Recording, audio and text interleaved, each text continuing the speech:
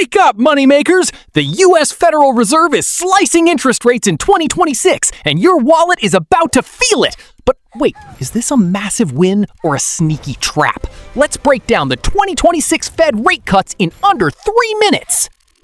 Meet Mr. Fed. He controls the cost of money in America. When inflation was crazy, he raised rates to cool things down. But now, in 2026, he's pulling out the giant scissors and cutting rates. Snip, snip. First, the amazing news. If you owe money, you are winning. Credit card interest going down. Looking to buy a house or a cute new car? Mortgage and auto loan rates are finally getting cheaper. Car honk.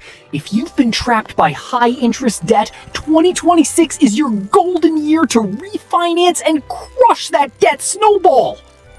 But wait, here comes the sad part. Have a high-yield savings account or a CD? Your risk-free party is ending. Those sweet 5% returns we loved, they are dropping fast. As the Fed cuts rates, banks pay you. So, what's your 2026 money move? Step 1, lock in high CD rates right now before they drop lower. Step 2, refinance your heavy debt.